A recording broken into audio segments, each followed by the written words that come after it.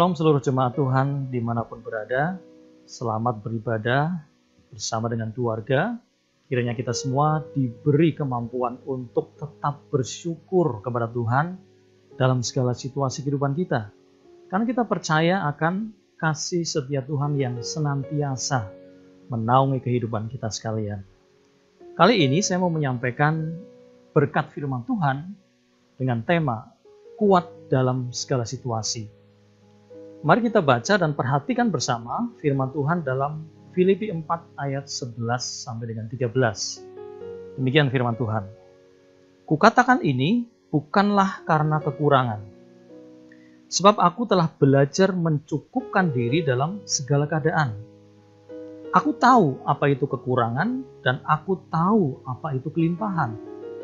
Dalam segala hal dan dalam segala perkara, tidak ada sesuatu yang merupakan rahasia bagiku, baik dalam hal kenyang maupun dalam hal kelaparan, baik dalam hal kelimpahan maupun dalam hal kekurangan. Segala perkara dapat kutanggung di dalam Dia yang memberi kekuatan kepadaku. Ya, Bapak Ibu Saudara yang saya kasihi di dalam Tuhan Yesus Kristus, jika kita membeli sebuah barang, apa pertimbangan Bapak Ibu Saudara? Pasti berbeda-beda. Ada yang berpikir, cari yang murah aja. Yang penting fungsinya sama. Atau sebaliknya, cari yang bagus, biar kuat, awet, bertahan lama, mahal nggak apa-apa.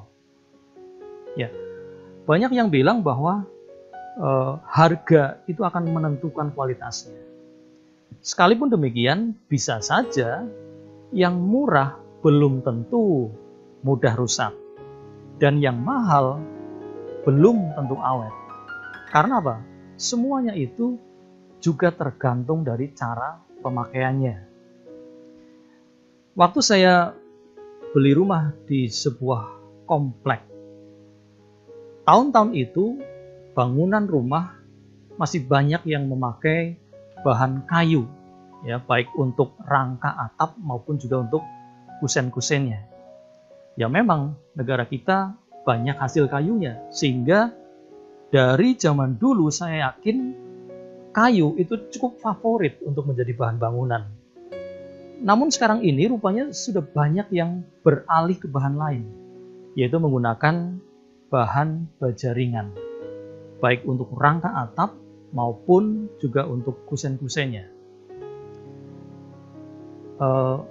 Masing-masing orang tentu punya alasan ya untuk memilih apakah lebih suka memakai bahan kayu atau baja ringan.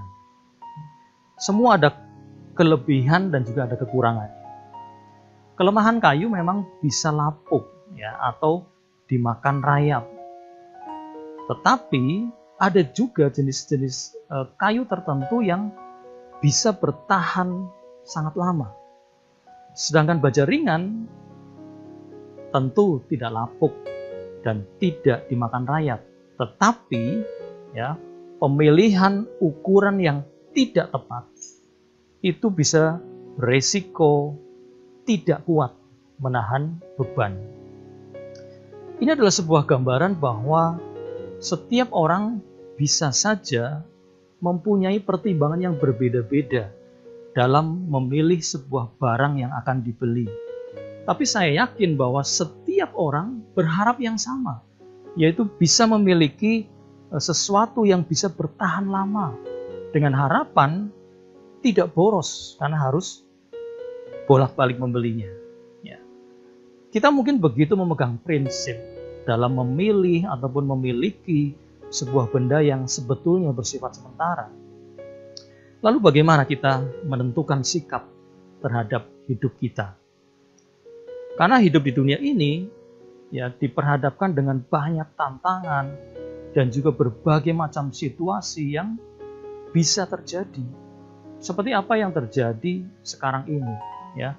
Pandemi yang belum juga berakhir dan telah mengakibatkan sebagian dari masyarakat di negara ini harus mengalami dampak-dampaknya.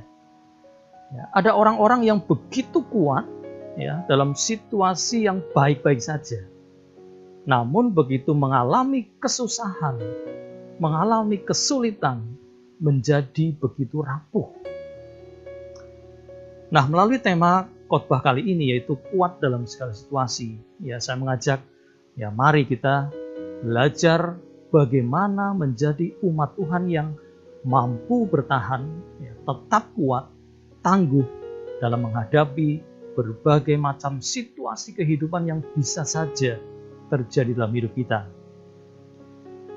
Kembali kepada firman Tuhan yang menjadi bacaan kita kali ini, yaitu di Filipi 4 ayat 11 sampai dengan 13. Ini memberikan banyak pelajaran kehidupan bagi kita. Sebagaimana Rasul Paulus dikenal sebagai salah seorang rasul yang punya daya juang yang tinggi, ya, dalam hidup dan pelayanannya. Sehingga kita begitu mengenal salah satu pernyataannya, ya, pernyataan imannya di 2 Timotius 4 ayat yang ke-7 dikatakan bahwa aku telah mengakhiri pertandingan yang baik. Ya, aku telah mencapai garis akhir dan aku telah memelihara iman. Ya, kata mengakhiri dan memelihara ini punya makna yang berhubungan, yaitu bahwa apa? Ada upaya yang dikerjakan dengan sungguh-sungguh agar bisa mencapai garis akhir, yaitu salah satunya adalah dengan memelihara iman. Negara kita Indonesia akan memperingati 75 tahun kemerdekaannya besok di tanggal 17 Agustus. Sebuah negara yang merdeka tidak cukup hanya menerima kemerdekaannya saja, tapi juga perlu bagaimana mengisi kemerdekaan dengan hal-hal yang bisa membangun kekuatan negaranya agar semakin maju, ya, dan semakin kokoh sehingga tidak akan mengalami penjajahan kembali. Nah, kita sebagai umat yang dimerdekakan di dalam Kristus juga tidak berhenti hanya bersyukur saja. Namun, apa yang bisa kita kerjakan dalam hidup agar semakin bermakna di hadapan Tuhan? Dan ini memerlukan perjuangan yang terus-menerus agar kita tetap kuat dalam segala situasi.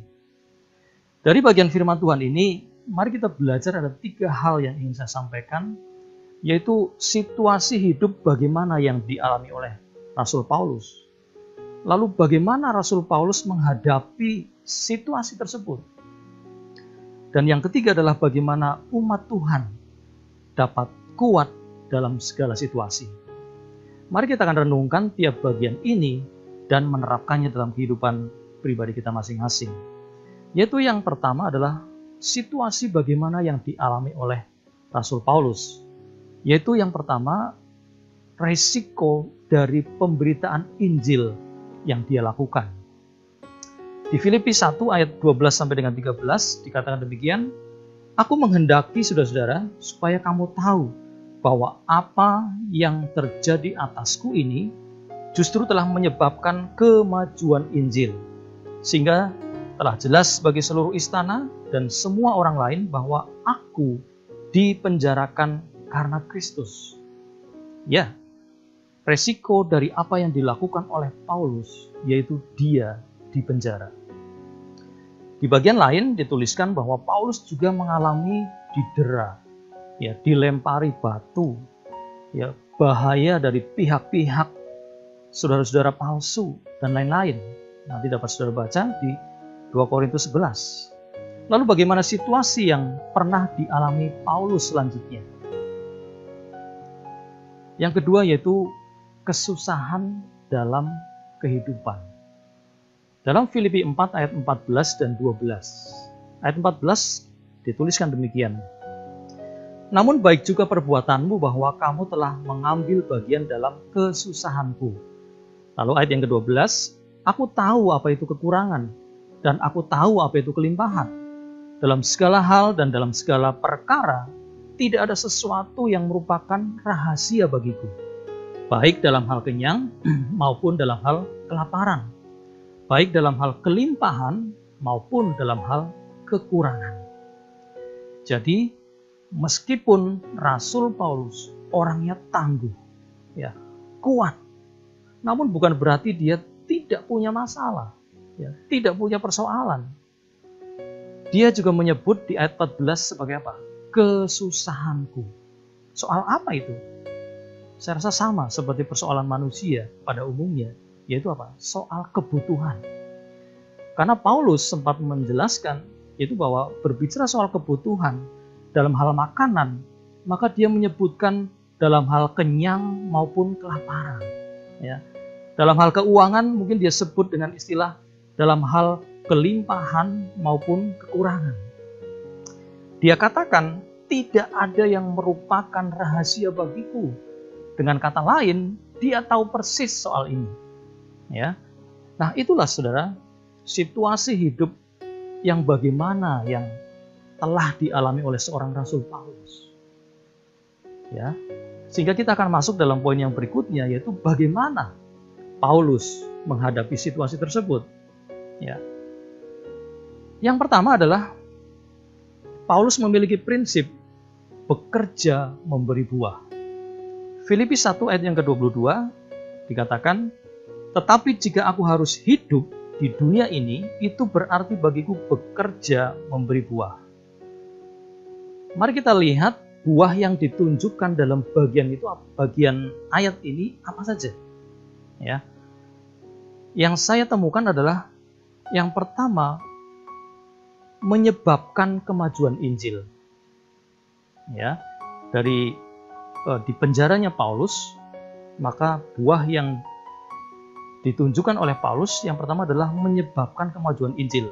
Ya, di dalam Filipi 1 ayat 12. Lalu yang berikutnya adalah menguatkan kepercayaan pemberita Injil lain. Ya, supaya bertambah berani berkata-kata tentang firman Allah. Ini di ayat yang ke-14. Lalu yang ketiga adalah memurnikan motivasi pemberita Injil, yaitu karena kasih. Ya, ini di ayat 15 sampai dengan 17. Di sini Paulus telah mengajarkan kepada kita bahwa dalam situasi yang tidak mengenakan, ya, yaitu di penjara, Paulus tetap kuat, ya, memiliki cara pandang ataupun cara berpikir yang benar terhadap permasalahan tersebut, yaitu dia mampu melihat sisi baik dari semua itu, yaitu demi kemajuan pekabaran Injil. Lalu bagaimana Paulus menghadapi situasi yang berikutnya? Yaitu Paulus dikatakan dia belajar mencukupkan diri dalam segala keadaan. Ini di Filipi 4 ayat yang ke-11 dikatakan, kukatakan ini bukanlah karena kekurangan, sebab aku telah belajar mencukupkan diri dalam segala keadaan.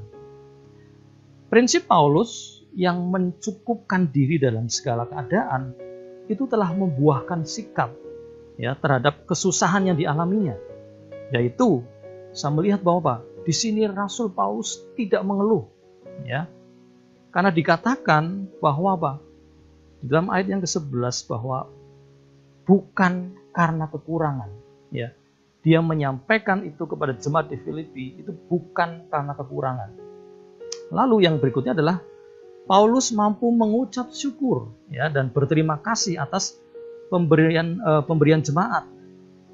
Ya, kalau dibaca di dalam ayat yang ke-14, ya, lalu juga ayat yang ke-15 bagaimana Paulus mendapatkan bantuan dari jemaat Filipi waktu dia mau berangkat dari Makedonia dalam pekabaran Injil.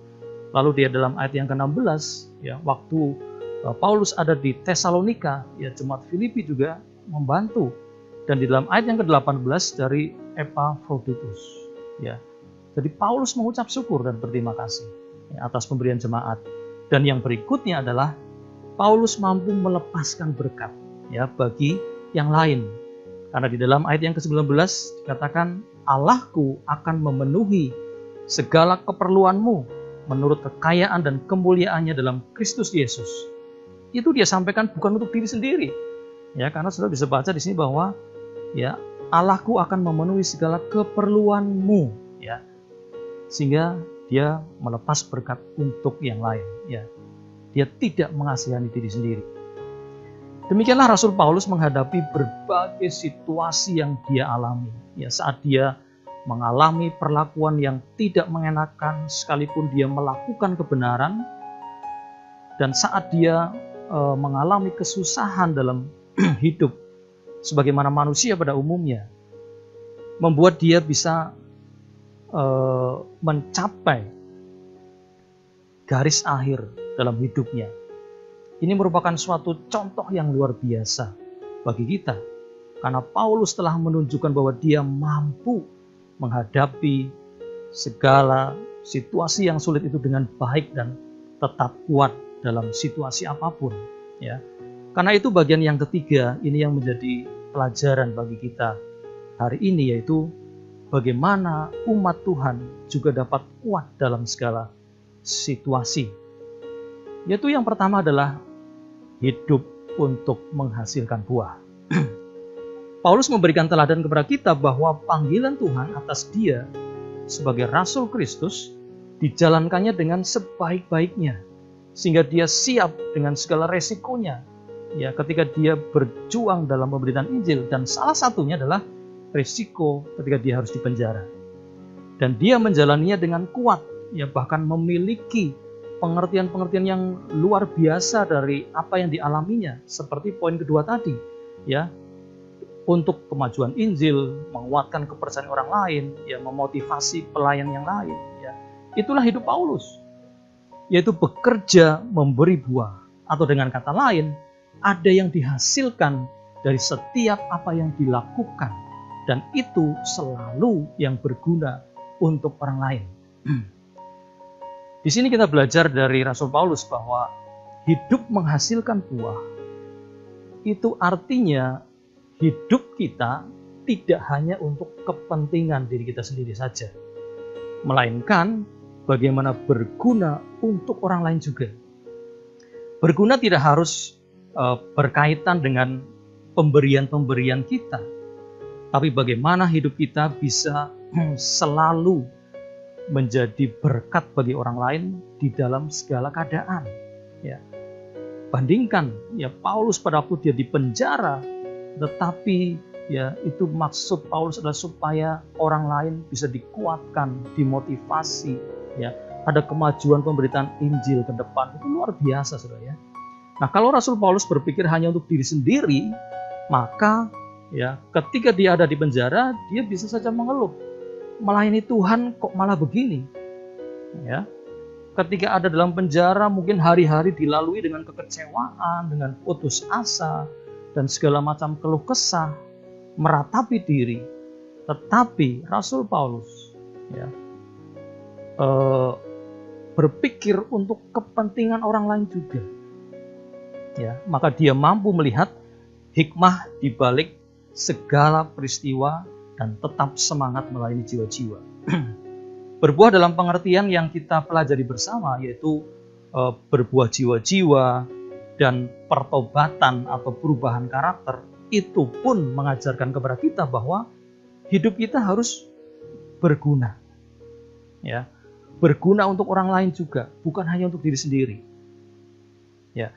Sehingga dengan perubahan karakter yang terjadi dalam hidup kita menjadi semakin serupa dengan Kristus, dan ketika itu bisa membuat jiwa-jiwa diberkati dengan kehidupan kita, lalu ada jiwa-jiwa yang menerima Yesus Kristus sebagai Tuhan dan Juru Selamatnya, itulah makna hidup yang menghasilkan buah.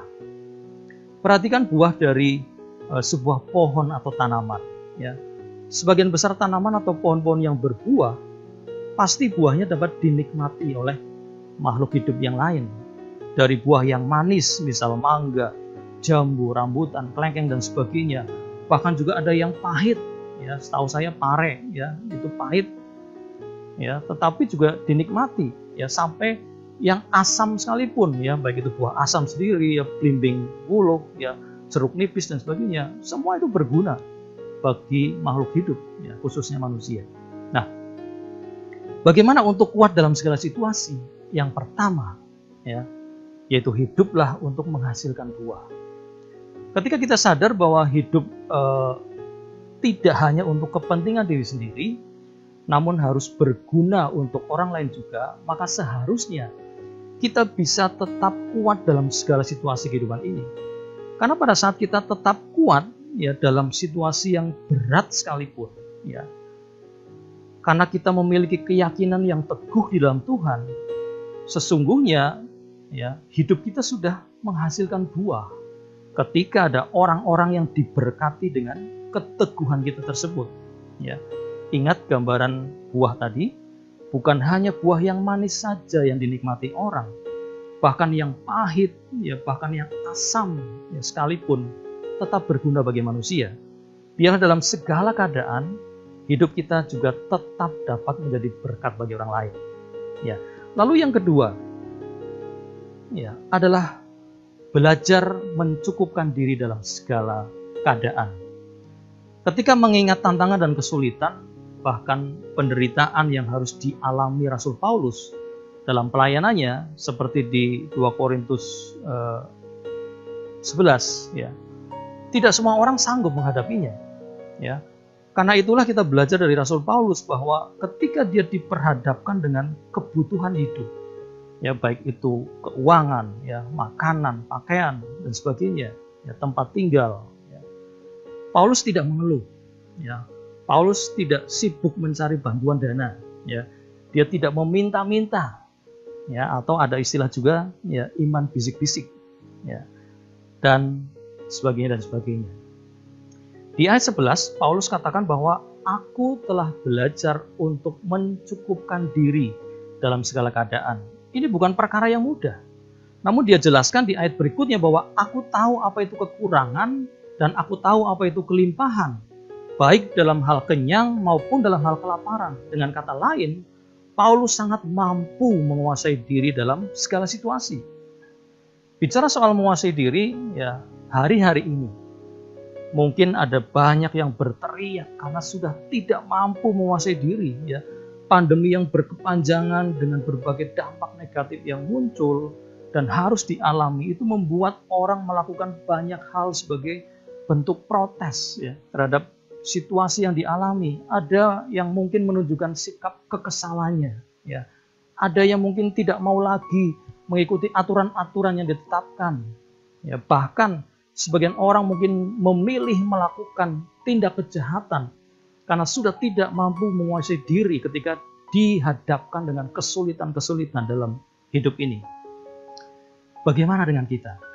Apakah masih mampu menguasai diri dalam keadaan-keadaan sulit, ya, yang mungkin kita alami hari-hari ini? Firman Tuhan di Amsal 30 ayat yang ke-8 dan 9 dituliskan demikian.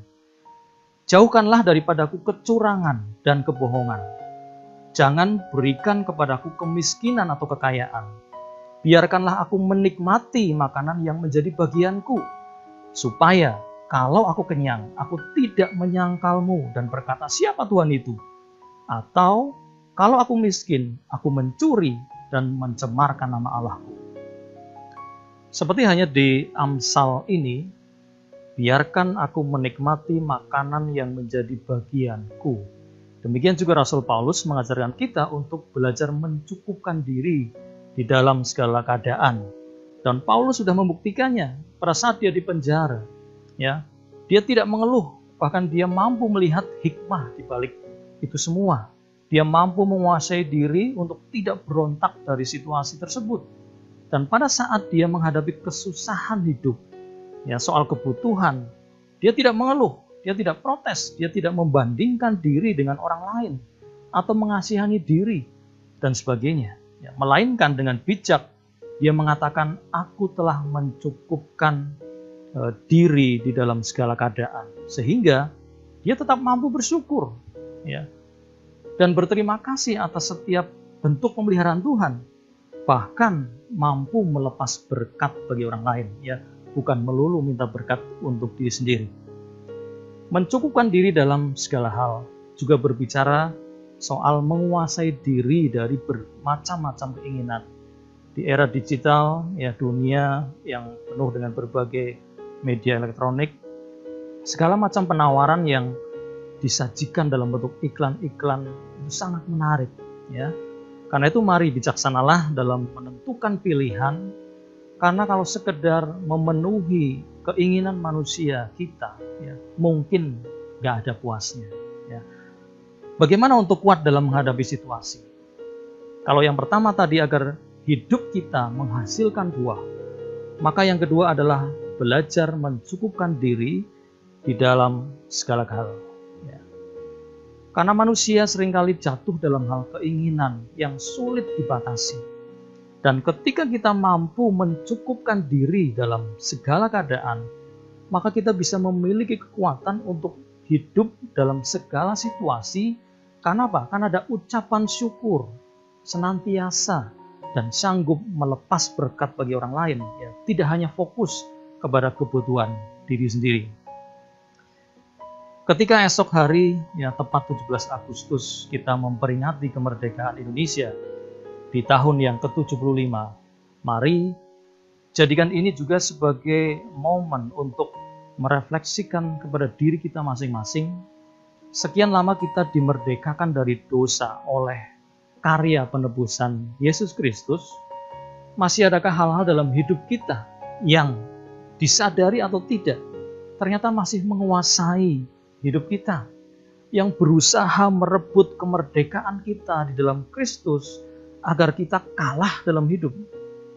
Melalui tema khotbah kali ini, kuat dalam segala situasi, kiranya kita bisa belajar dari kehidupan Rasul Paulus yang telah memberikan teladan bagaimana dia bisa kuat dalam segala situasi hidup yang banyak kesulitan dan tantangan sebagai seorang pelayan Kristus, yaitu dengan memiliki sikap hidup yang menghasilkan buah dan mencukupkan diri di dalam segala keadaan, sehingga kita pun memiliki keyakinan seperti Paulus di Filipi 4 ayat yang ke-13, yaitu segala perkara dapat kutanggung di dalam Dia yang memberi kekuatan kepadaku. Amin. Tuhan memberkati. Mari kita sama-sama berdoa. Tuhan, kami bersyukur untuk kebenaran firman-Mu yang sudah kami terima saat ini. Di tengah segala persoalan hidup yang dialami umat-Mu, mampukan kami untuk tetap hidup berbuah bagi sesama dan tetap menguasai diri dengan baik, karena keyakinan kami di dalam kebenaran-Mu bahwa segala perkara dapat kami tanggung di dalam Tuhan yang memberi kekuatan kepada kami. Bapak Saudara, mari arahkan hati kita untuk menerima berkat Tuhan. Biarlah kasih karunia dan damai sejahtera dari Allah Bapa kita dan dari Tuhan Yesus Kristus serta Roh Kudus menyertai Bapak Ibu Saudara sekalian. Amin. Selamat hari Minggu. Tuhan Yesus memberkati.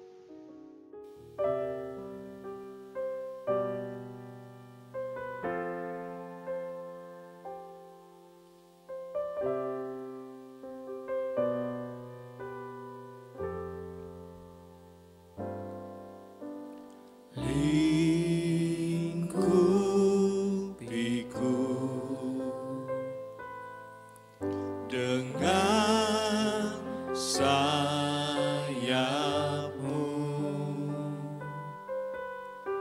naungiku,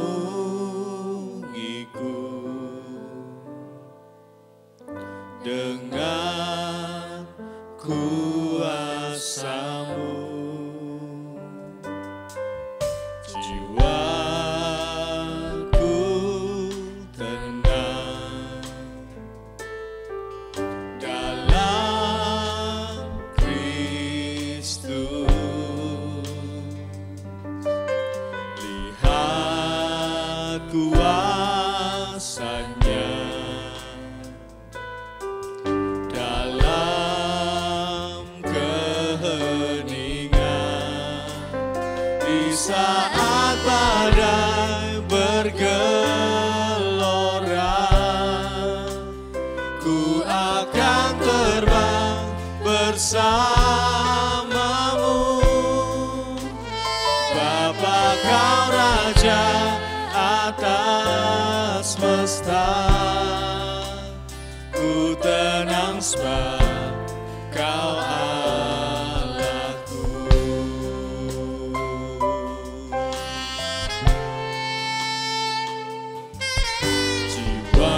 Jiwaku tenang dalam Kristus. Lihat kuasa-Nya dalam keheningan di saat badai bergelora. Ku akan terbang bersamamu, Bapa Kau Raja atas semesta. Ku tenang sebab Kau Allah. Oh, di saat